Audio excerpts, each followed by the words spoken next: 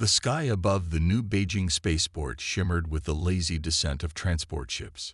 Children laughed as they pointed at the silver trails, their voices bouncing off glass towers and wide curved platforms. Among them was 8-year-old Maya Lin, her small backpack bouncing against her shoulders as she skipped ahead of her class, eyes wide with wonder. It was her first visit to a spaceport, her first time seeing Earth's orbital elevators up close. She wanted to ride one someday, to touch the stars. The teacher called her back. "Maya, stay close to the group." She nodded and smiled, then turned her gaze upward again. Her dark hair lifted in the breeze as a cargo shuttle passed overhead, thrumming through the sky like a slow drumbeat. Behind her, a soft crack of static cut the air. No one noticed at first, just a flicker in the air, like a heat wave off hot asphalt. Maya turned toward it, eyes narrowing. The shimmer grew brighter, blue and gold ripples stretching wider. She reached out, confused, as if trying to touch a rainbow in the air. Then she vanished. No sound, no scream, no warning. Just gone. Her classmates froze. The teacher shouted her name, running toward the spot. People gathered. A nearby drone recorded everything. The flicker, the child disappearing, the air falling still again. Panic rose like a wave through the crowd. Security locked down the platform. Parents were notified. Within minutes, the footage was on every screen in the hemisphere. A child. Gone. Right in front of everyone. In a quiet house far away, Elias Lin sat alone. The walls around him were lined with old medals, dusty photographs, and a shelf of sealed crates he hadn't opened in years. The call came through on a private channel. He answered before the first ring finished. It was Maya's teacher. Her voice was shaking. She was right there, Elias. I turned away for just a second. Then, she was gone. Elias said nothing. He just listened. The sound of his daughter's name seemed to slow time around him. An alert pinged. Surveillance footage. He opened it. There she was, his daughter, reaching out. Then the shimmer. Then nothing. Elias closed the video.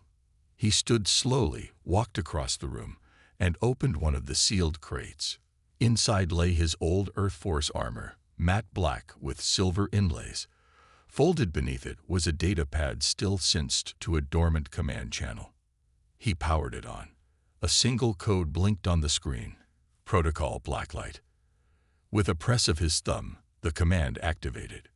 Across Earth and beyond, hidden networks stirred. Old comrades received encrypted messages. Old debts were called in.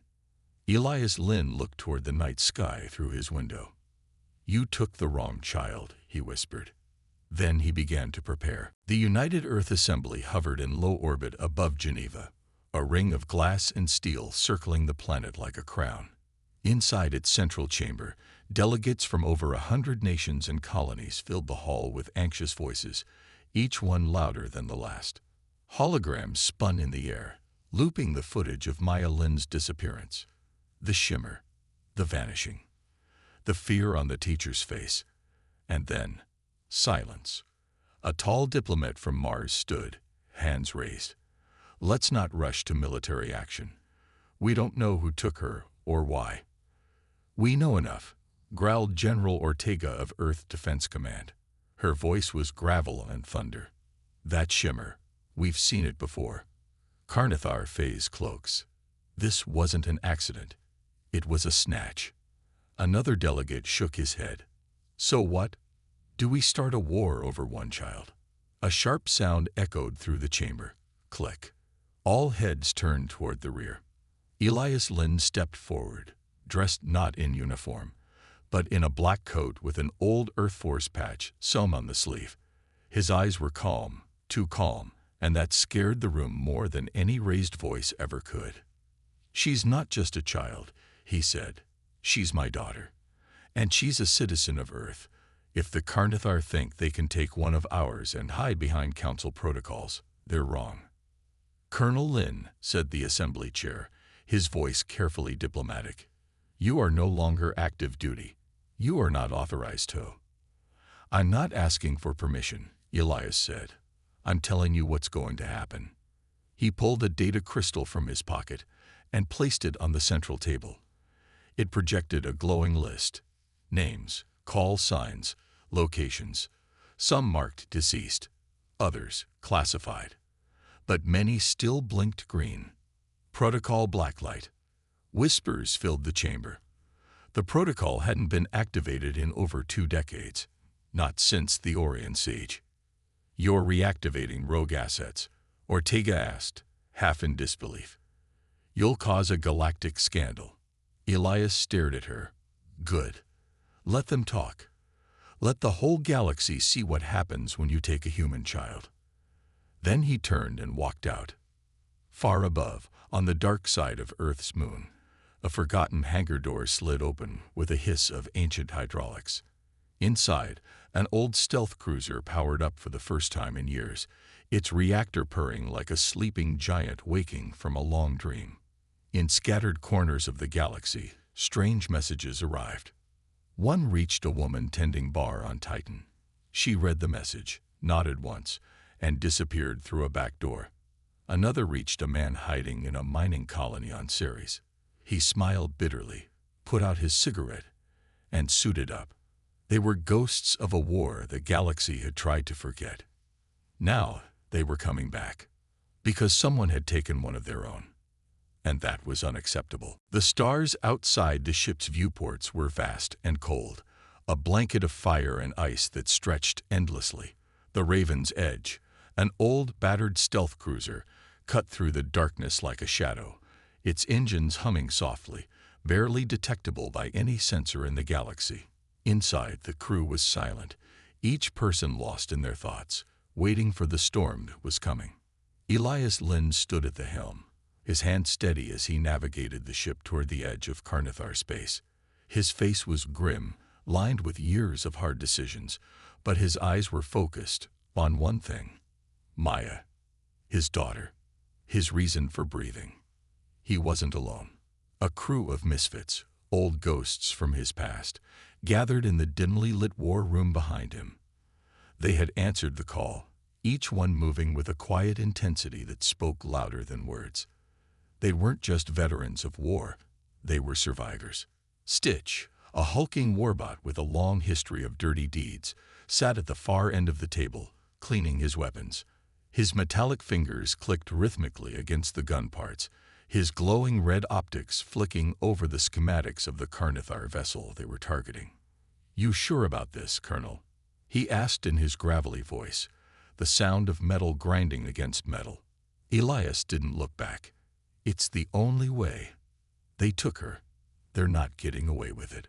A figure at the table, Klee, an ex-intelligence officer with a quick mind and even quicker fingers, swiped her hand across a holographic display. "We've got a rough trajectory," she said, her voice low and smooth. "Their fleet's movements are erratic. But one thing's certain, they're heading to the outer rim. Looks like they're trying to avoid detection." "Good," Elias said, his tone sharp. "They won't succeed." Alaric, the ship's tech expert, leaned forward from his seat. His eyes darted nervously between the crew. "I've patched into their comms. The Carnithar think this is some kind of human misunderstanding. They're underestimating us." He grinned, a flash of wild, unrestrained energy crossing his face. "Big mistake." Elias nodded, his jaw tightening. "Let's make sure they regret it." He stood, moving toward the door, everyone to their stations. The crew scattered, each member slipping into their role without a word, as if they were rehearsing a well-practiced dance. There were no grand speeches, no promises, just the understanding that this wasn't about saving face. This was personal. And the Carnithar were about to find out what happened when you messed with Earth. As the Raven's Edge punched through the last barrier of silence between them and the enemy, Elias's hand hovered over the comm switch. He looked out at the stars once more, the weight of the galaxy pressing down on him, but all he could see was Maya's face, bright, innocent, and full of promise. They took her, but they wouldn't take her for long. With a final, steady breath, he pressed the button. "This is Colonel Elias Lynn of Earth. You have something that belongs to us. And we're coming." Maya's world had shrunk to the cold, sterile walls of the Carnithar science vessel. Her small hands gripped the edges of the bunk she'd been assigned, if it could even be called a bunk. The metallic surface beneath her was unforgiving, and the air was thick with a strange, almost suffocating smell. Alien, of course. Everything about this place was foreign. The ship hummed with activity, the strange buzzing sounds of the Carnithar echoing through the halls, their insect-like chittering filling the air as they moved about their tasks. They were huge, tall and spindly, with elongated limbs and faceless, black eyes. Maya had tried speaking to them at first, but they only stared, seemingly uninterested in her presence. They had no concept of fear, not in the way humans did. But Maya was smart. She had learned quickly to keep her distance, to stay quiet, to wait. She had learned something else too. The Carnithar weren't as invincible as they liked to pretend. "Zeph," she whispered, her voice barely audible over the low hum of the vessel's systems. She didn't know why she'd started calling the young Carnithar by that name. It just seemed to fit. He was different. The one who had spoken to her the most, who had shown her a sliver of kindness when the others had ignored her completely. Zeph's mind was still fresh, still questioning. He wasn't like the others, so rigid, so bound by their hive mentality. At first, Zeph had only watched her with those unsettling black eyes, his posture stiff and uncomfortable. But Maya had caught his gaze once, and something inside her had clicked. She had smiled at him, despite the fear gnawing at her insides. And for a moment, his gaze softened. It was the tiniest of gestures, but Maya knew what it meant. He was thinking. "Zeph," she said again, louder this time. "Can you help me?" The Carnithar youth appeared in the doorway of her cell. He was taller than Maya by a good 2 feet, but there was something almost childlike in the way he tilted his head, his movements hesitant. The more rigid adults had no patience for her, but Zeph lingered. He watched her like an experiment, something he couldn't fully understand but felt drawn to. "I can't let them keep me here," Maya said softly, her heart racing. "I have to go home." Zeph stood still, his head tilting slightly. His antennae twitched, as if sensing something in the air that Maya couldn't see.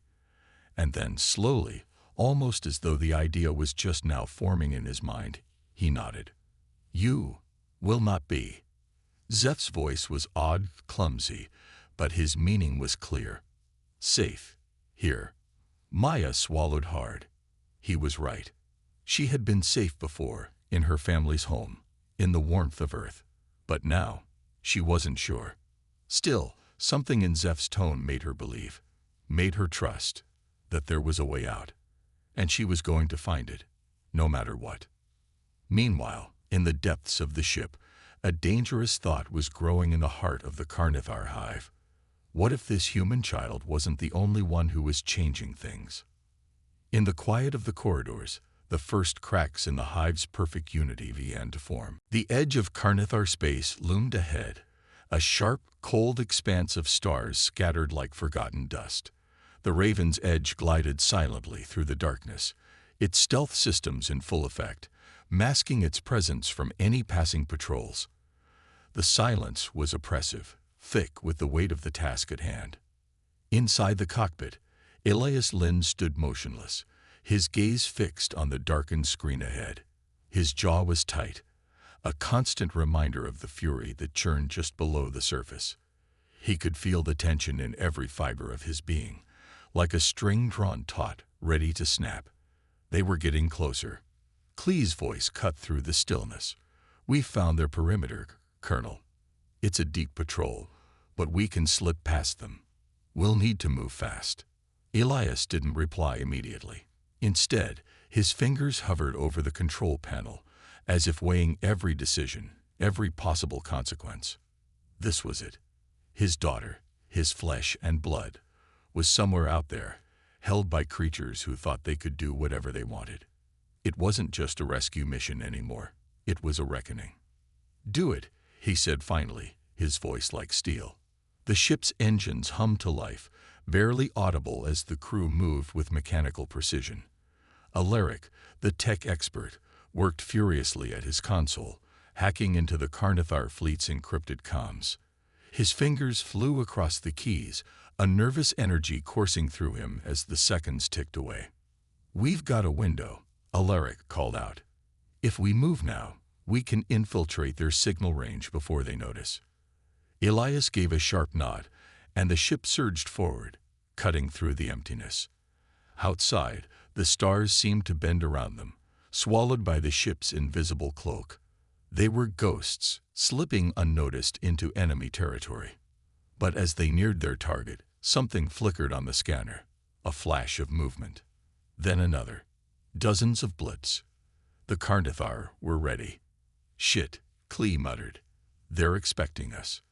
Elias's hand tightened around the control stick. "Prepare for all the worst."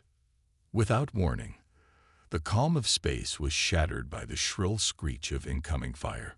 A wave of blue-white energy erupted from the enemy ships, streaking toward them with blistering speed. The Raven's edge lurched as the shields took the first hit, but they held. Just. "Return fire," Elias shouted, his voice steady despite the chaos. "Stitch, I need you on the guns." The massive Warbit's voice growled in response. "With pleasure, Colonel." There was a sharp hiss, followed by the satisfying roar of the ship's weapons coming online. A barrage of plasma fire erupted from the Raven's edge, blasting through the blackness like a storm tearing apart the calm. Ships exploded in violent bursts of light, their fragmented remains scattering into the void. "This is what happens when you take one of ours," Elias said through gritted teeth, his hands moving with practiced precision, guiding the ship through the debris as if he were born to do it. But it wasn't just firepower that was making the difference. The Carnathar had underestimated humanity's ability to fight when provoked, underestimated the relentless fury that came with defending those they loved. And now, as the carnage unfolded, the tables were turning. Zeph's voice suddenly echoed over the comms, shaking and full of disbelief. "Stop. This isn't necessary." But it was too late. The war had already begun. The battle in space raged on. The Raven's edge weaved through the chaos, dodging plasma bolts, and returned fire with a skill born of desperation and precision. Inside, Elias Lynn's eyes were sharp, his pulse steady as he navigated the battlefield. But even as the ship rocked under enemy fire, something gnawed at him, a feeling in the pit of his stomach. It wasn't just about Maya anymore. It wasn't just about the kidnap. It was about something much bigger. "Colonel, we've breached their defenses," Klee called from the tactical station. "We've got a clean shot at their command vessel. You want us to hit it." Elias hesitated, his fingers hovering over the controls. The enemy was scattered, disorganized now, their ships falling into chaos as the Raven's edge tore through them. But the command vessel, that was where Maya would be, where they would find answers. "Hold off," Elias said, his voice low. "We need to know what we're walking into." The ship's hull shuddered as another round of fire hit, and Elias felt the sting of it deep in his bones. He wasn't just playing for survival anymore. He was playing for information. For his daughter. For the truth. "Zeph," he muttered, a whisper almost lost in the hum of the ship. He had a gut feeling that the young Carnathar wasn't just a bystander. There was more going on here than anyone realized. Something in his voice, the desperation, the uncertainty, had unsettled Elias. The Carnathar had always been ruthless, but their behavior seemed off. Too off. Without another word, Klee worked her magic. The holographic map of the fleet appeared before them again. But this time, something new stood out. A signal, hidden beneath layers of encryption. Elias shot a glance at Klee. "What's that?" "I'm not sure," she replied, frowning at the display. "It's a private channel. Someone's trying to cover their tracks." "Then let's see what they're hiding." The silence in the cockpit thickened as Alaric worked to crack the code. His fingers flew across the console, his face set in concentration. After what felt like an eternity, he grinned. Got it. I'm in. The encrypted channel came alive, a voice speaking in a series of strange clicks and whirs. It was Carnithar, but the dialect was unfamiliar. More complex, more layered. The voice was calm, composed. I told you the plan would work, the voice said, a chilling undertone lacing every word. The humans are predictable. They'll come for their child. And when they do, we will have the leverage we need. Elias's heart skipped a beat. You've got to be kidding me, Clee murmured, her eyes wide with disbelief. It's a setup, Elias said, his voice ice cold. They didn't just take Maya. This was never about kidnapping. It's a bait-and-trap operation. Clee's hands hovered above the console, unsure of what to say. They'd been planning this for months, maybe longer. Elias's gaze turned hard, his eyes narrowing as the pieces clicked into place. The Carnithar weren't just after a human child. They were playing a dangerous game, and they had been manipulating humanity from the very start. But it didn't matter. The plan had already gone too far. Now it was personal, and the Carnithar would regret underestimating humanity.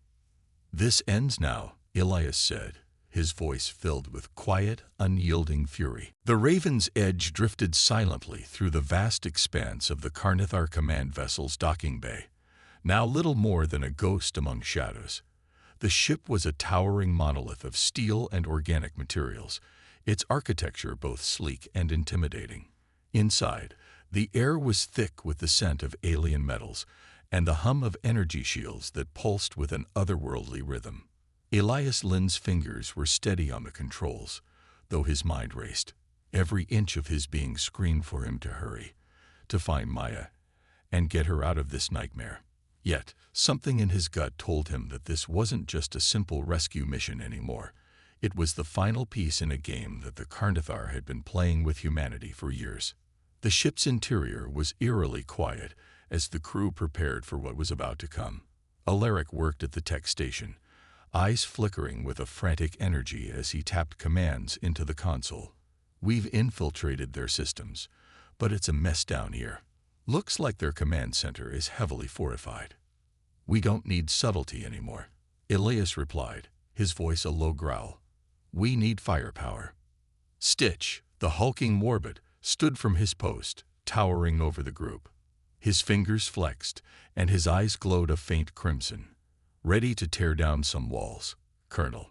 The tension in the ship's cockpit was thick enough to cut through with a knife. Outside, the ship was hidden in the shadows of the enormous space station. They were close now, too close. Every second that passed felt like a countdown. But Elias was patient. Maya needed him, but so did the millions of others who didn't know the depths of the Carnithar's manipulation. All right. Clee's voice broke through the silence, her face grim as she studied the map on the holographic display. Maya's in the central holding area, but the security is intense. If we don't move quickly, we'll have a dozen ships on us before we reach her. Elias didn't flinch. We move now. The Raven's Edge lurched as the landing bay doors opened. The crew surged forward with a single-minded purpose. The tension between them was palpable, but there was something else too, an unspoken bond. They were more than a crew. They were a family, and family didn't leave anyone behind. Stitch led the charge, his massive frame cutting through the corridors like a battering ram. The rest of the team followed close behind, weapons raised and ready for anything that might come next. The clanking of their boots on the metal floor echoed through the hallways, a relentless, rhythmic beat that seemed to match Elias's racing heart. They reached the heart of the vessel's command center, the core of the hive where the Carnithar's influence was strongest. The door stood before them, reinforced with alien technology that pulsed in a dark, eerie glow. Elias didn't hesitate. With a single command, Stitch's fist crashed into the door, tearing through it like paper. Inside, Maya was waiting. She was sitting on the cold floor, her eyes wide with confusion and fear. But when she saw Elias, a flicker of recognition sparked in her gaze. "Dad," she whispered, as if she hadn't dared believe it. Elias didn't say a word. He rushed to her, pulling her into his arms. The sound of the battle outside seemed miles away. Nothing else mattered. "Let's go," he said, his voice rough but steady. The world outside could burn if it had to. The Carnithar had underestimated one thing. They had underestimated humanity. The escape was swift, but it wasn't easy.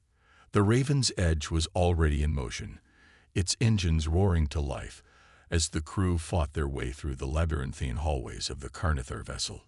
Elias held Maya close as the ship's hull trembled under the pounding of enemy fire. His mind raced, calculating their every move, their every chance of survival. But there was something else now, something even more dangerous than the Carnithar fleet. The truth. Behind them, the central holding area was collapsing, the walls buckling under the sheer force of the battle. The ship's automated defenses were waking up, and they were not kind.